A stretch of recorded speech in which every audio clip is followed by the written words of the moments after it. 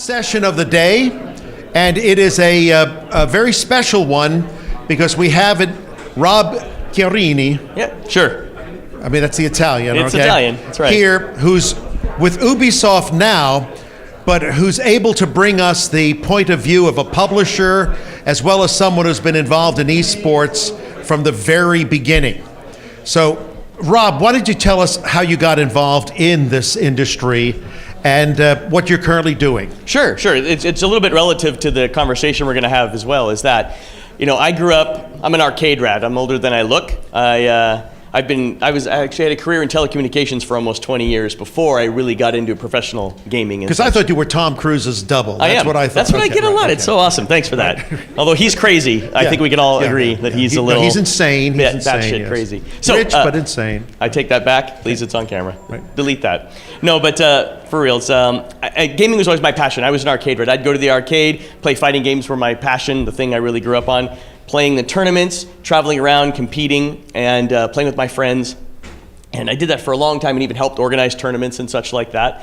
But then I had a group. I grew up in Arizona. ASU shout outs. Thanks very much. Right on. And around the time of the Dreamcast came out and started killing the arcade, if you guys remember, if you've seen that, is because now we have arcade quality ports coming home. And Arizona's such a large place. We traveled everywhere to come to the arcades and play. People started just doing it at home. We were making our own arcade sticks and just competing at home and playing with small groups around our vicinity. And it killed me because for me, gaming is more than just playing a game and winning. It's about that social experiment. I like getting people together and competing and playing together, like-minded individuals. And so I'm like, well, I'll start running tournaments if you guys don't want to do that, because I think it's really important. Even if I have to start out of my own house, I'll figure it out. I'll make it work.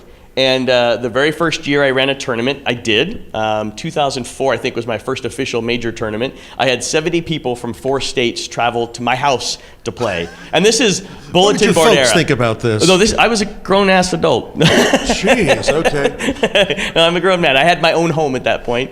And 70 people, this is bulletin board era. There's no MySpace, that's even the beginning of that. There's no Twitter, any of that stuff. By the third year, I had 300 people coming to my home. My wife, my dad outside making hamburgers and hot dogs, taking over whole sections of my 2-story house. BYOC area, we're making custom arcade cabinets that people were competing on, all kinds of different games. That was the last year I did that. I'm like, that we have to move. We cannot keep doing this with this many people coming to my house. My neighborhood looked like the biggest block party ever. There's just cars up and down. It was awesome. I mean, it was a lot of fun. For me, it was like, I can't even explain how, even now talking about it, how it makes me feel to be able to be a part of those people's lives and have them be a part of it. You were like gaming Breaking Bad. Yeah, exactly that. With more legal. And then that grew eventually, years later to where I had a 60,000 square foot convention center. I'm running 36 different tournaments over the weekend of every kind of game that you can think of, fighting games, racing games, shooting games. We had a rock, paper, scissors contest that 1,000 people entered. Just ridiculous. Even some of the people in the crowd have come to this event. Some of the people organizing know me because they went to my event and have been there and won raffle prizes and stuff over the years. And this was all self-funded passion. We did get some sponsors and things over the year, but that was my passion. I wanted to do that. That's something I cared about. And that last year that I ran that, because I was employed by somebody else, I caught the eye of IGN. They're like, wow, you did this thing with a bunch of your friends and people. Can you do that for us? Sure. So I had a job and I went to work at IGN, spinning up the IPL, the IGN Pro League. If you guys remember any of that, some of you might. Hey, there you go, old school. And had a wonderful time doing events in Las Vegas, doing all kinds of great things, learning from a league operations side how now to do it. I was a player, I was a community guy organizing, and now I'm at a league operating with different brands, StarCraft, League of Legends, and all those different games, right? And that went well for a while until Ziff Davis came and bought that company. Divvied it up a little bit, didn't want to do that thing anymore, kicking themselves in the butt now. I think that's Rob's personal opinion, not from the official stance of that, but I feel like they missed a big opportunity that we shared with them at the time going, I don't know if you really want to do this, and they did, it's fine. We went to work at Blizzard so that I got the opportunity to work at Blizzard to do some great things with BlizzCon and working with tons of individuals, tons of wonderful people. At my tenure at IGN, I worked with Ubisoft. They had spun up an initial title called Shoot Mania that they were looking to kind of eke into the esports space, which ultimately didn't pan out as well as they'd wanted for multiple reasons. And they were interested in me coming on board then, kind of helping them. And I'm like, well, my team and all the people I've been working with, we're doing all this great stuff, are going to Blizzard. I think I'm going to go that route. And after a time, they reached out again and said, no, you're going to come work for us now and do cool things. And so, obviously almost 5 years ago. Did they make you an offer you couldn't refuse? I could have refused it, but it was such a great time for me to look at that and the opportunity there. I love building stuff. I love creating and being at the forefront of doing something new. They didn't have esports. They didn't do anything with that. They had the one try with that, but like, what could we do in the space and what could we build for the future? And now for those of you who follow Ubisoft and any kind of esports, you've seen Rainbow Six Siege, our game, taking a huge amount of the forefront of how well we've done over the past 3 years, building that game from nothing to a very competitive title that's growing fast, very fast. Not to toot our horn about our game, but we launched with 4 million players around the world. We just passed 30 million players around the world. The growth of that has been exponential, and it's exciting for us. It's great. It's really great. Now, why isn't that as prominent among college and university esports as the other games? So there's a few reasons. I think probably one of the most prominent is that it's a mature title, right? It's a mature title. It's not violent, but it depicts acts of fantasy violence, right? It's a very, very hardcore, very simulated game. And it's not a fantasy sci-fi game with puffs of purple smoke and things. It's a very combative shooter. So I think that because of the mature title, although colleges, I think, are interested in that level because those are the people with that. But you look at where they come from high school and how they come up from high school into the colleges, and so it's less of a direct path right now. I think over time it'll be more accessible. I think people will be they'll disconnect more about that. But the maturity of the title being an 18 or plus for the most part, I think is probably the largest barrier that we have with that. So that's been so successful for Ubisoft. What else do you see Ubisoft doing in terms of esports? So we have some other titles. We have other multiplayer titles. So it's to watch in the space, and not just because you have a multiplayer game do you have an esport. I think many of us can remember other games in the space that have come out going, we're esports. No, you're not, right? You choose what's an esport. We can put things in place. We can create the mechanics. Right. We can create the opportunity to be esports compatible, and then we can put promotions and programs in place to hopefully foster that. But at the end of the day, the game has to be great. People have to enjoy it and have to embrace that. Even with Rainbow, it took a while for us to really gain the momentum that we had. So I think that all of our games we're looking at what's the compatibility, what should we be looking at to put mechanisms in place, and how can we hopefully have the community embrace that. Now, Ubisoft is such a global company. How does it view esports outside of North America? So we do, it's a global program, the thing that we look at. So we are divided between EMEA, Europe, essentially, all that half of the world, and NCSA, this half of the world. And we look at esports as the very first program, really, truly, that we look at a real global, harmonious thing. Usually we have our network, our marketing programs, and they have theirs, and we do share, but it's very different than a mandated top-down global perspective. And so this is a very collaborative place. Ubisoft is immensely collaborative. We all sit in a room until we all are doing this, and then we're going to go with that. Or we keep doing it until everybody's nodding our head. It's very much So you're traveling to Montreal a lot? Or? Oh, yeah, yes. I've been fortunate to travel all over the world, and I travel to Montreal a lot. That's our primary studio in North America, and that's where Rainbow Six is developed out of. Wow, this is a wealth of information. Yeah, it can be. How useful it is, we'll determine later for all of you. But so we were talking a little bit today that I was asked to talk about how to get into esports and what was the path. And you've heard about a little bit my path. Is I did the work, I did the things, I was passionate, and at a time and place where that was extremely valuable. I've been around far before we had the hashtag esports. We just called them tournaments in my day, right? Just like many people did. And so now it's this marketing term and this whole industry around this thing on top of the thing that we used to do just for fun and competition. So there's so many different avenues that we have now and opportunities. So what would you advocate though to a young person who's desiring this? Yeah. The college university route, tournaments on their own? What's your advice? So I always will advocate do the work. I will always advocate for you to try the thing and do the thing and gain experience in the thing that you're passionate about.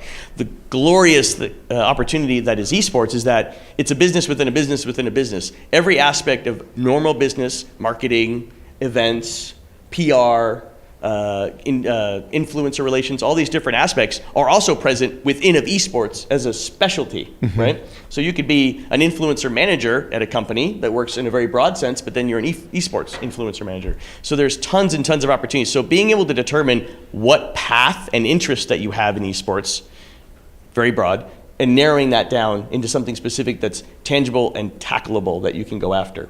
Now, is Ubisoft having the same problem finding talent that many of the other companies are having? And if so, where is that problem?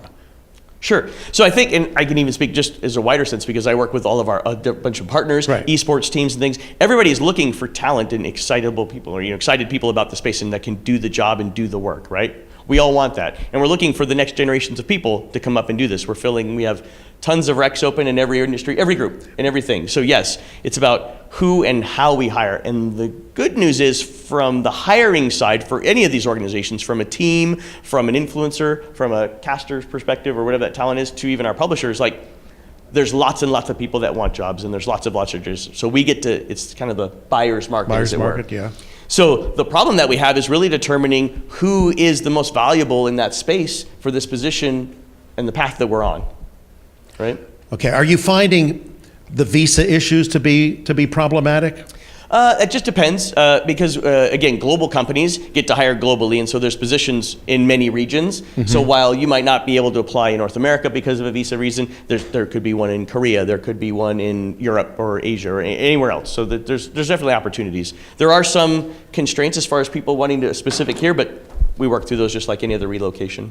Well, I definitely want to open it up to all of you. I mean, first of all, you persevered through an intense day. I mean, I'm having a blast, but we've got such a talent up here. What questions do you have for Rob that you might have? We can go there. We'll go back to stuff. Go ahead. Bless you. UCI guy. What's up? Yeah. Oh, I like that. That's always Hashtag. And I'm going to ask a totally self-serving one this time. Because is your CV come with it? Are you going to hand me your resume while you ask the question? No, I love my job. Oh, perfect. I'm just asking. It's usually what happens. Like, I've got this great opportunity for you. Right. No, it's all good. I'm curious. When I've been in seminars or heard discussions about this, I hear a lot about how to get involved in esports or getting involved in the organization's publisher side from like a player perspective, from casting talent. But it's, as I said, a self-serving question. I'm a coach. I work in analysis. Where does that skill set fit in a world like, one day I will not be able to be a League of Legends coach because there will not be League of Legends. That is a reality I must confront and accept. And how does that skill set transfer in your opinion? Don't tell Riot. We're not going to talk. Yeah. They're making something, I'm sure. Oh, they're Riot Games, right? They're working on multiple titles and such. So, there are lots of transferable skills, and I always look for those. Right? What do you have? What talents do you have that transcend a particular title? Right? Your aptitude for analysis and breaking down game mechanics can be brought to another game. I mean, even if it's sideways like another MOBA, perhaps. I mean, I get it. Games are different, right? But there are transferable skills. If you know how to aim and shoot with a mouse, that transfers to many different shooters. If you can understand a lane in MOBA and you can understand a jungler and you different things, you can understand how that could relate to another one. Yes, there's going to be a learning curve perhaps on particular heroes or champions or legends or however they want to name themselves in a particular game. But a lot of those pieces are still there. So I don't know that analysis goes away. Look at football people. For any Europeans in here? No? Football. American football. So because I do a lot of Europe and I'm like, football, shoot, American football or even soccer, football, whatever the case is. So, those players became coaches and those coaches have become analysts for decades on. We see Charles Barkley and basketball people up there still talking about games far after they've had anything with that. No, it's changed. It's changed. Even with the rule sets and things, they still have to keep up. There are minute changes for them, right? Because there's like the new 3-point line and things that they have to understand and new stats. But for the most part, a lot of the skills that you have are transferable to another game, I feel, right?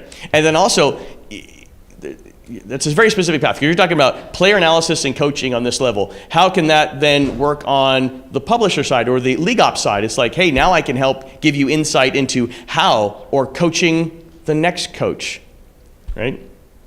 How can you train people to do your job? It's like, hey, I've been a professional coach for 10 years. I know how to coach or I know how to create analysis of a game. How can I then sell that as a service to either a publisher or somebody else and teach another person? Yeah, and it would seem to me that you have a lot of transferable skills.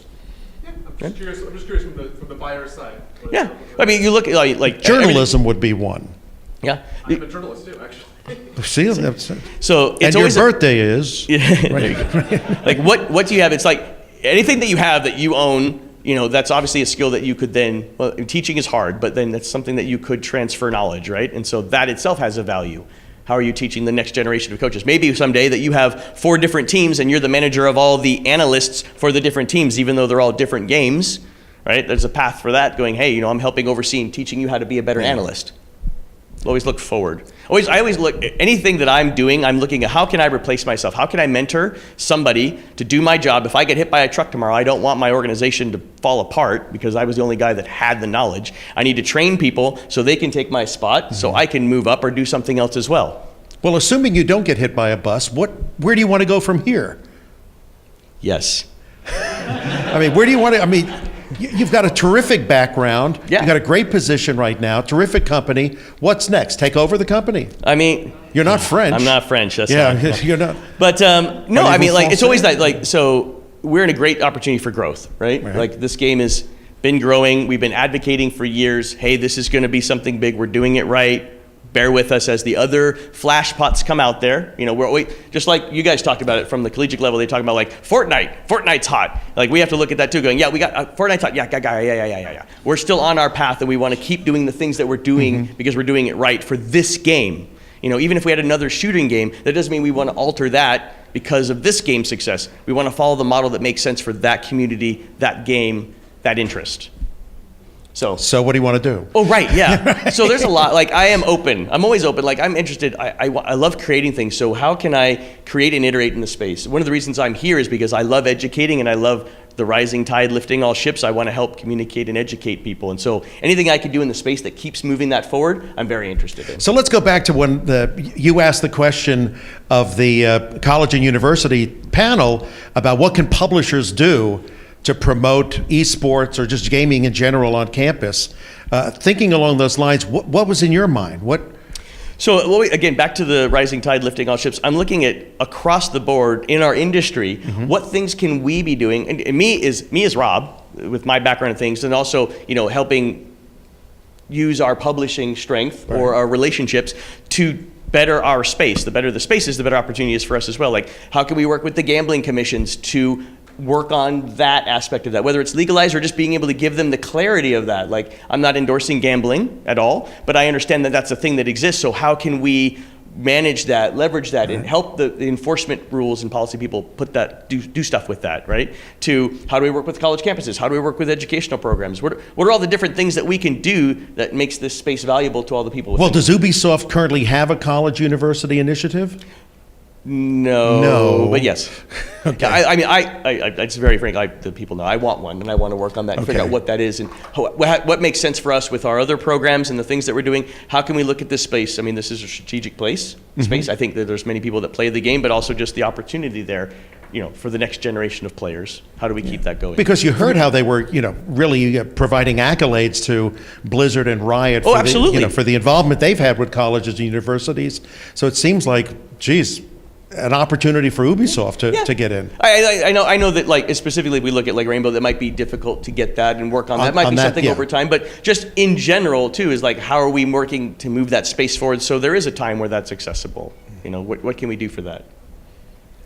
Other questions for Rob? Michael. So I have a question on kind of the career path of one of your gamers, right? Which perfect. So right now with Rainbow Six Siege, that's that professional scene, right? But where collegiate is a part of the amateur market. The amateur market is much bigger. Well, what type of organization are you as a publisher looking to involve yourself into that career path all the way to the very peak of the competitive experience? Yeah, it's a great question. For those who might not have heard, he's looking like, what's the career path? What are we looking at to add to the space to be able to create that career? And for me, I love the story of like Michael Jordan, right? I want for our players, I want to be able to expose the Michael Jordans in our space, right? Because people connect with people. You might love a sport, but you also connect with individual players. How do we rise up and expose a Michael Jordan? But then, even as he's going on, how are we looking at the next LeBron James? How are we looking at, as the sunset process goes for players? What's their life cycle for that? How are we raising up all these next generation of players and exposing them alongside the champions that we have to raise up? And it's a great question, and we're looking at through our programs like our Pro League, through our Challenger League, and how are we exposing that in greater detail? And what are we looking at from, we've got some national programs happening around the world, as well as other collegiate initiatives. Like, what are all these different layers for the player path and the player journey can we offer that we're managing, let alone what the community is doing, right? What are we offering for everybody from an online tournament level for just the enthusiast, down to a path to go to pro, and then beyond that, hopefully within the organizations. I think the natural path for most players is somehow they enter that space, they're a player, they either stay within the org and become a coach or an analyst or a manager, or they maybe become casters or analysts of something outside of that ecosystem, outside of the organization ecosystem. How are we supporting that initially? How also are we supporting the community efforts and other programs? So it's not a definitive answer, but we're just looking and trying to put things in place to make that happen. From documentaries and behind the scenes to be able to elevate those people to, working on a very standardized process and procedures for the teams that are organized in our, because we're kind of not top down, but we're really focusing on like the Pro League and how does that ecosystem work, because how can we take that and replicate it at the lower levels? Okay, I know there was another question. Yes, sir. Yeah, I was just curious, how would you recommend somebody, well, first of all, I want to say cool, always commend the fighting gamer, but someone who's run like fighting game events and streams like myself, how would you recommend, like you got picked up by IGN, right? Because you ran awesome events and that kind of things, but my events I had to sort of stop because I had other issues in my real life, but I'm sort of getting back into it now. Should I just keep doing these and hope to get noticed, or should I like how would you recommend like an actual career, like doing that kind of, like involving those skills and that kind of That's thing? funny. Well, do you have a big house? I don't. Okay. Well, so and remember, like back in the day, in the internets, like it was all land based. We didn't have the internet, so we couldn't play matchmaking online. So we didn't have that opportunity. So we had to meet up in person. So that's why the FGC is still one of the strongest community groups out there, is because they're used to traveling, they're used to getting that. And I hope it stays that way over time. I still help manage the overall list of all the events, all the FGC events around the world. There's a private group of us that manage that and make sure we coordinate times and dates around the world. I'm still attached to that on the backside because I love it and I love those people. So it's hard. You got to do the work, right? You just got to keep running the tournaments and doing those things. You can reach out to certain publishers in certain games. FGC is just like Esports. It's a big ass title for a nebulous bunch of different games, right? We use Esports to talk about all kinds of games and all kinds of genres.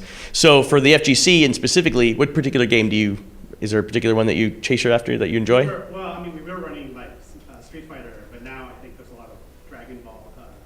Yeah, the interest in Dragon Ball, the new Marvel. Yes. New Marvel, exactly. I know. I'm still there. I'm still there. I am still connected. Yeah. So, yes, I think that scene, and I think those publishers. The nice thing about the fighting game guys is that those publishers have been involved. They're interested in the community. They're invested in the community, and they're willing to do things. But it needs to make sense for what they're trying to accomplish. For us and others, but specifically for the fighting game guys, like you looked at how the Capcom Cup has slowly over time created their own organization over the top of all the other organizations out there, right? Which is a great play. It supports the community directly and it supports their efforts in their own activities. So it's how do you get to be a part of that and how do you provide an offering? Is it here? Yeah, well, I used to run events at the old Super Arcade. I don't know if you know about I know, yeah, Mike. So, like that, and actually they had SoCal Regionals here in 2013. I was here for that. I was running one of the Yay. streams. I was running the Marvel 3 stream, and then I was here for that. Cool. I've been this year. It's basically, it's around here. I mean, they just Super Arcade reopened. Yep. Esports Arena is in Santa Ana. Yep. There's a lot of. I used to run Super Smash. Help run Super Yep. Smash. Well, Wednesday night fights and Valley and all those guys. So, if you want to have your own thing, it's going to be tough. It doesn't mean you can't be a part of those other guys and help volunteer. It's one of my takeaways for everybody is how do you get involved with some of those things. But work with some of those guys to be a part of their programs as well. And if you want to grow your own, you're just going to have to start doing outreach and showing your success. Going, hey, I've got this event. These many people participate. We do weeklies. We do these things. How can I start getting into your structure and schedule to make sense so I can be a part of that stuff?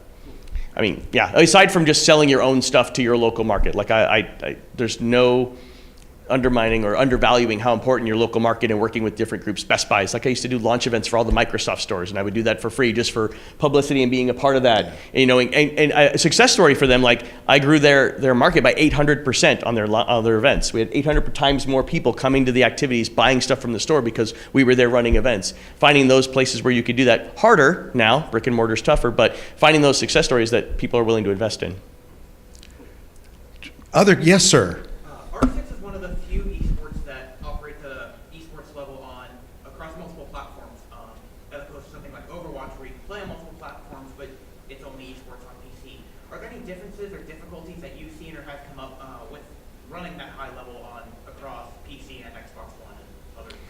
Yeah, so our very first year out of the gate, we did run a PC and an Xbox One Pro League for the full year. We had Pro League season events, season finales for each of those, and then our Six Invitational, we did a big finale for that. Since year 2, we've only run PC at that high level. So we did do it the first year, had both platforms because we just did. We'll just leave it at we just did.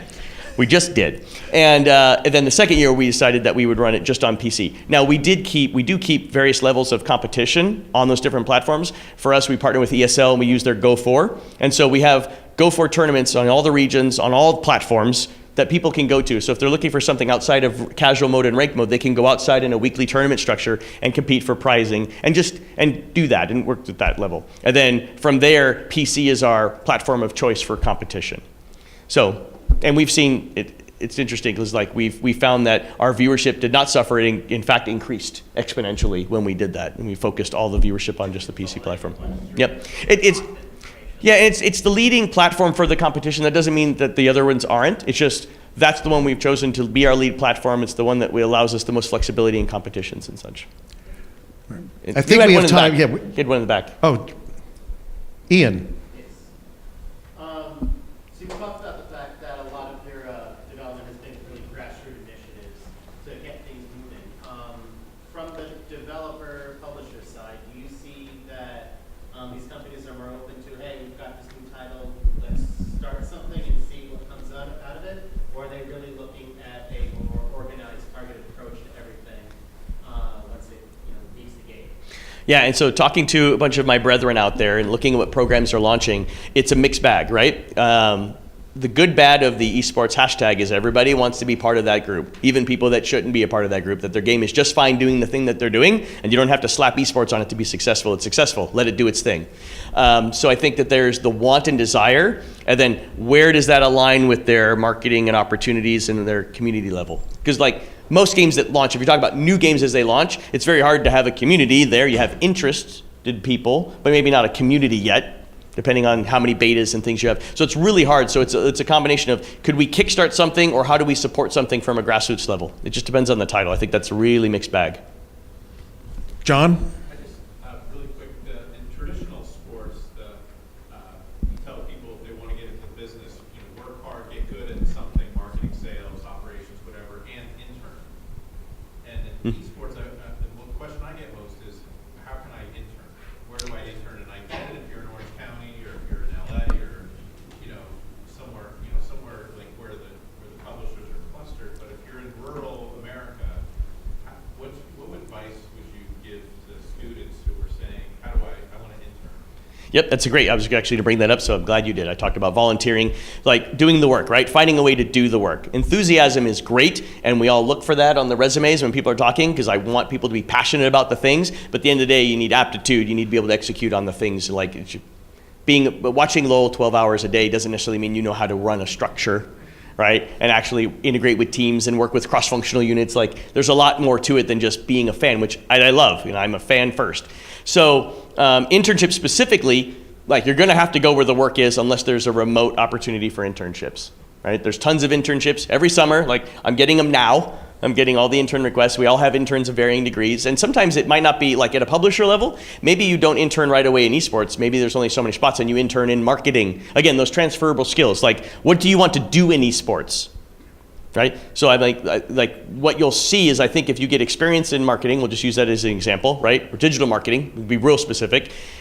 Working and interning in digital marketing, but you're an enthusiast in esports, you can marry those two experiences together when you talk to the esports guy when he's looking for the next role. It's like, because we're looking not always for the person that has exactly all the skills. I look for some of both. I'm like, esports or maybe traditional sports with an emphasis on these things, right? So we're always looking for how can we cross-pollinate it, because to be fair, we're just now starting to get to the point where people actually have legitimate esports background. So it's always had to be, I have a traditional esports background, I'm an enthusiast, I can put those two together and make something and be able to speak to both sides of the table.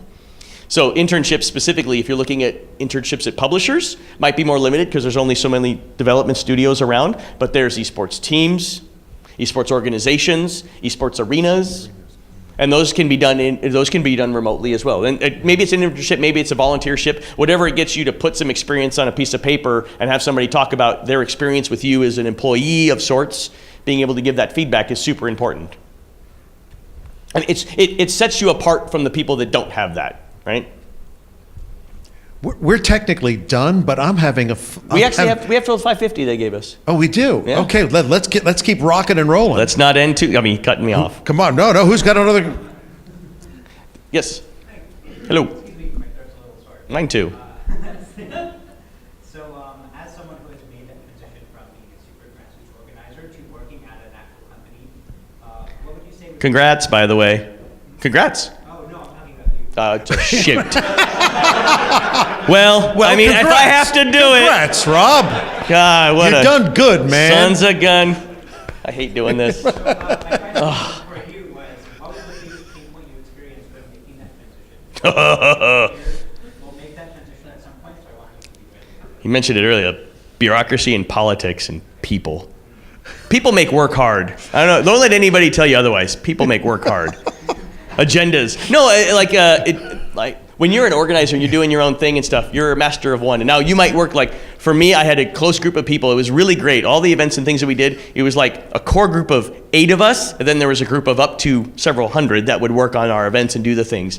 And it was an opportunity for us to do and leverage skills that they might not get to do in their own job. Like, some of my guys were in telecommunications. They were running fiber and cable. That has zero to do with running a bracket.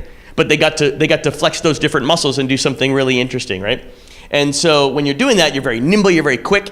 And one of the things I liked about IGN when I worked there is we were a startup inside the company at the forefront of what esports is today, right? Really starting to get on there when Twitch became Twitch instead of Justin TV, for those who are old enough to remember that. Maybe? Okay. So when I streamed on Ustream. That's how like not Twitch we were at the time, because they weren't around. It was Ustream. So once you start getting into orgs, and so for us it was still nimble, still quick, still being able to juck and drive and move and do a lot of very quick things, and the team was all hands on deck, right? So it's like, I was running the events and doing this and doing these, and also today I'm gonna be helping with the broadcast. Okay, that's fine, we'll do that. The larger you go, the bigger you get, the less widespread you are, and the more like, this is your lane, you swim in your lane, stay there, right? And so there's a lot of that stuff, but I'm like, but I want to, like, no. So a lot of that, making sure that you clearly define roles, and then the head nodding that I mentioned earlier. It's now is like, maybe we had 10 of us. We had 5 of us that were on the lead team for IGN. Now we have like conference calls with 80 people, and we're virtually nodding our heads like, this is good, we should do this. And just like in other places, and so like that level of politics and working together and being able to share effectively. Those are some of the most difficult skill sets for some people to transition, is being able to going, oh, I just did that, but I didn't share that with enough people. I didn't make sure the right people were engaged to be able to pull on the right levers that we could use to market or do things like that. So is there any way to learn that other than the School of Hard Knocks? Having people tell you ahead of time, by the way, this is gonna happen. Telling you right now, spoiler alert. Go in early, over document and overshare. Like it's, as I mentioned earlier about me mentoring and trying to grow my employees and the people around me. Just because you're the wealth of all knowledge doesn't make you valuable. You actually makes you a liability of sorts. At first, it might be great that you're the guy that does everything, but that doesn't scale. You can't do everything by yourself. You have to share. You have to have other people involved for you to grow, let alone for the people around you to grow. So that. Because you get in being I'm the best, but then you have to make everybody else around you better. Thank you. Yeah, you bet. And also, What other questions do we have for Rob? oh boy, What's that? go ahead. What you I got? got my phone out and I want to quote something to you. Yeah, all right. This is a bit of a loaded question, so sorry ahead of time. There's this quote from the Big 12 commissioner, Bob Bowlesby. I don't know if you've heard it. He says he doesn't believe esports is sports. Correct. It's entertainment. It's games. I don't see how it aligns with what we do every day. And I think campuses should probably be concerned about it as well. So I think there's been this long-standing question, at least in mainstream. And for preface for anybody, I was a StarCraft commentator for 5 years. Like I started in 2010. I work with this guy. I worked with him. He's totally. Okay. Just kidding. Go. I don't, I'm going to the after party. I don't want to get shot. So, but I do. I think that there is this desire to put it in a bucket, to put it in the sports bucket. Some people want to put it in the entertainment bucket. Now, one thing that esports aligns with entertainment on, and I don't think really anyone can disagree with, is that we cycle through things. Sports, basketball's been around for a long around for a while. We talk about Fortnite, when's it going to be gone? Right? I said I work on StarCraft 2. I say that to people. They're like, oh, what is it? Something about it's aged, right? Like, aged, whatever. Like fine wine. Thank you. Or, So, there's this cyclical component certainly to esports that is more reminiscent of entertainment, I'd say. What are your thoughts on how we want to put it into buckets? Are we shortchanging esports and how maybe it's its very own thing by doing so? I think you haven't seen it from 2004 to now. Maybe that's an interesting thought. Yep, thanks for bringing me the rope. Appreciate that. So, as a rule, I believe, my philosophy, that humans have to make something like something or unlike something to understand it. It's either that's a blue shirt and that's a green shirt, or that's not a green shirt and that's a purple shirt, right? People automatically look towards making similarities or differences so they can understand it better. It's how, like, when you do analogies, right? It's all what analogy is like trying to make something simple to understand something. So esports has, as your point, similarities on both sides of the fence. It has some sports kind of things that are similar, and it has some things that are like, because it's entertainment, right? Because it's a video game, so it has that side of it. Where it came from is entertaining, and now it's being played at a competitive level like sports are. And then we have similarities. We have teams, and we have players, and we have organizations, and we have structures. But from there, it gets all misty about who owns that, because nobody owns a ball, right? Nobody owns the football. I mean, I'm sure Spalding or somebody would like to own the ball, but they don't own it. We own the game, so we own the ball. And so we have this weird relationship with anybody playing with our game at the end of the day. So I think it's difficult to separate and also connect those dots, right? I don't think it's its own thing. And even that's why I hate, to a point, esports. I know we use it to explain to people that don't understand or to put in a bucket, but you never go up going, I played sports this weekend. Do you guys want to go after this? Can we go play some sports? Let's go play some sports. And you're like, fuck, what do you want to play? Basketball, baseball? I'm not going to play. I'm short. I'm not playing basketball. But baseball, what are we going to do, right? We use it because we all speak about the same thing at this point, because we're not going to up here, I'm not going to be self-serving, go like, we're only going to talk about Rainbow Six. Those other games don't exist. Like, that doesn't make any sense. We're talking about an industry for the most part. So it's difficult for us to do that, and we're trying to make it like something and put something in place. I think it's its own thing, and I think each of those things inside of the thing is its own thing, right? League of Legends is a very different product than Rainbow Six, and even Heroes of the Storm, very different in the way it's executed and the way it's played. Yes, at a high level, the further you pull away from it, the more alike they all are, right? But it's very difficult. And so to that comment about it's not sports, correct, thank you. But can it be like? Can it leverage some of those same successes? Yes. Does it have to be treated a little bit differently? Yes. Are there many more opportunities? Yeah. I mean, ASU has a hockey team. Well, just chime in, I would say to bifurcate sport and entertainment is already what's problematic. I mean, they are UFC. one and the same. UFC, kind of entertaining, but a sport, like UFC. UFC is entertaining to those who enjoy UFC. Yeah. Yeah, I mean, absolutely. I mean, WWE is entertaining to those. That's where we want to be like, but not, because that's staged and fake, and we never want that. So we want the originality or the authenticity of sports. Like, you're going to clearly play your best because you don't want to lose. So you're going to do that, and you have the mechanisms in place to make it equal and fair for you to win or to you to win. One of you will win through strategy or execution. But there's no like, well, because the script said he had to win, right? We don't want that. Rob, are you saying that WWE fake? And I love it. I grew up in the heyday. Don't ruin it for me. So fake. Well, see, WWF was real, but WWE is garbage. Okay. But it's great entertainment. This is also true. Okay. Michael. I just want to ask the last question, Commissioner Bowlesby. I was actually my partner when he said that. Okay. And you're still alive. You didn't pass out, nothing. Look, I'm the Big 12 guy. Out of KU.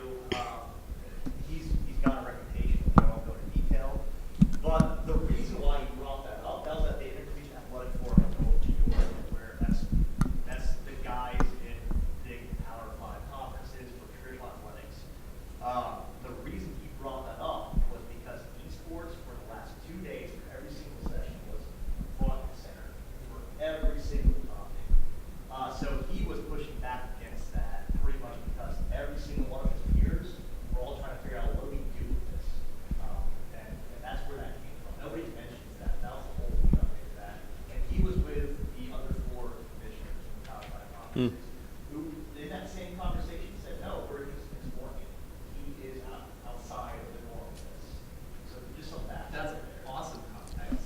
Yeah, it's amazing what context will do most of the time. You know, I just want to preface the importance of encouraging anyone else to ever chime in with notes like that. Like, I've heard this, I brought it up because I've heard it talked about 3 times today, this being the third.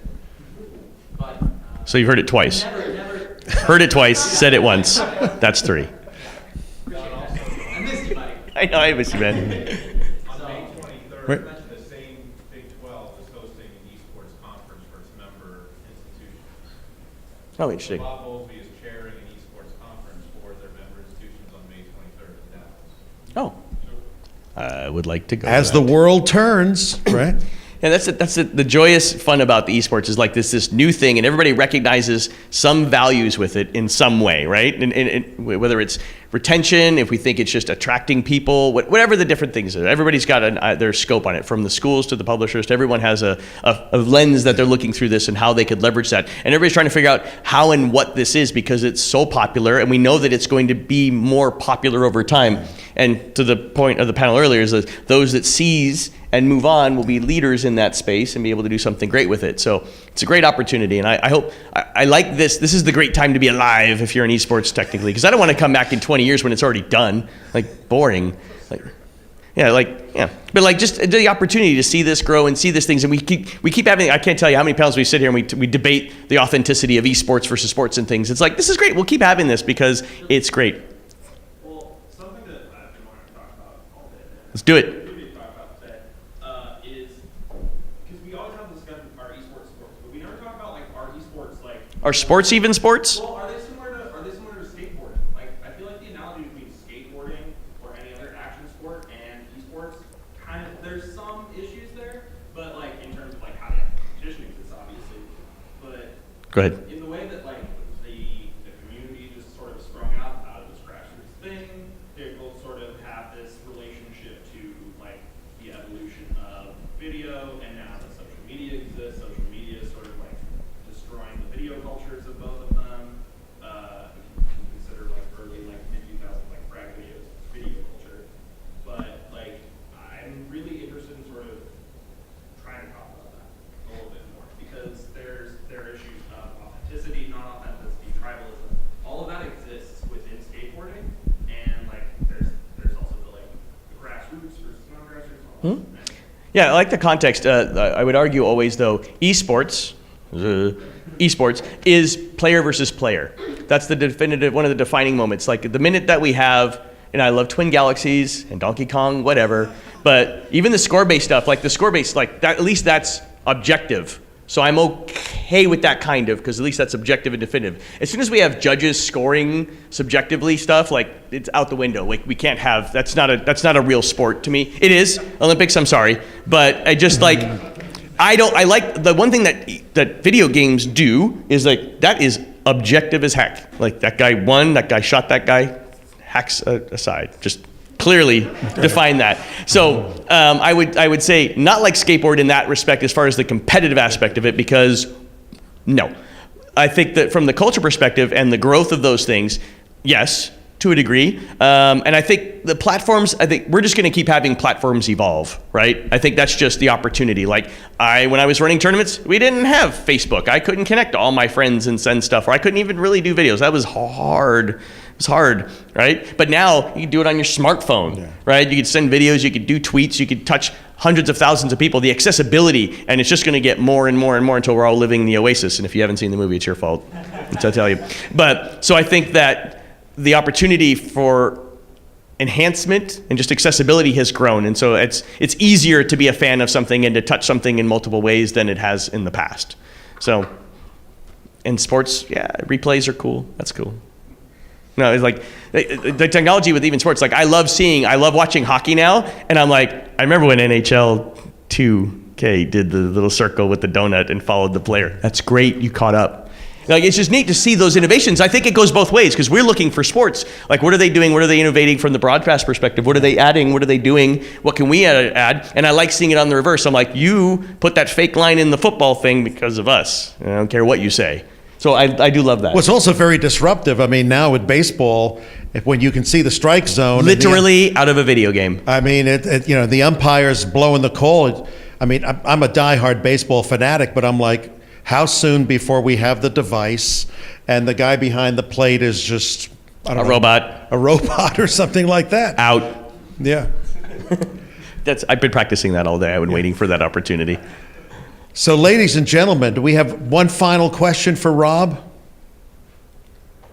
We do. Yes, boom. sir. You are the winner of the final question. Thank you. And just going back to jobs and like students or just, people that are younger and trying to make it for themselves in esports. I know a lot of people talk about the do's and what they should do to position themselves, but do you have any thoughts about the don'ts or things that you notice that people are maybe playing themselves in the pitfall, making mistakes that ultimately end up hurting their career more than making it successful? So it's more about the don'ts that they do on the front end. Like, don't just fill your resume, your CV, whatever, with all the things that you've watched or enjoy. Like, I can't tell you how many resume CVs that come in, and it's all about, I'm an avid watcher. I watch 36 hours of League of Legends every week, and I love it. And I love this player's my favorite. Whatever. I'm just I'm exaggerating for context. Yeah, right. But the idea and the concept is all about like all the things that I really enjoy about esports, but nothing to connect their ability to execute the job description as written, right? So that's the number one, because they don't even get a chance, because I see that as it goes. Like, it doesn't even get a chance to get through. Actually, it doesn't even get through my HR people now, because they look at that. They're like, there's no actual qualifications here. Right, so that's all the time we're getting filled with things about like how they're enthusiasts and really love it, and it kills me because I am passionate. I want to go after the passionate people, but I need something to be able to tie together their ability to perform the function as well as their passion to enjoy the thing that they do. So that's probably the biggest don't, because like once you're in, it's the same as any job. Do the work, show up on time. All the things that you do. I think that any of those, like most of the jobs, if you're talking about like entry-level positions, not even that's menial, but you're going to have a bunch of tasks. It's going to be a bunch of task-driven stuff that you're going to do on a day-to-day for the most part. You're going to do these things, and you're going to do these things, and do those things, and do them well, and be excited about them, and look for more work. Those are things that managers, I think, all over the world look for and appreciate. Like, this is a go-getter. This is a guy that gets it and wants to learn more. How can I spend more time mentoring him to do more things instead of Billy, who Billy is not doing those things, right? Especially with like internships. When you get your foot in the door, you're like maybe one of 4 Billies, and I'm Billy. I'm sorry, Billy. Billy is doing those things. Yeah. Billy, William. But whatever that is, like because you're probably one of 3 or 4 in a big internship. So like, how are you the one Highlander? There can be only one. How do In you other stand words, out? no fluff. Ladies and gentlemen, Rob Chiarini. Thank you. Good. Thank you, my friend. It's fun.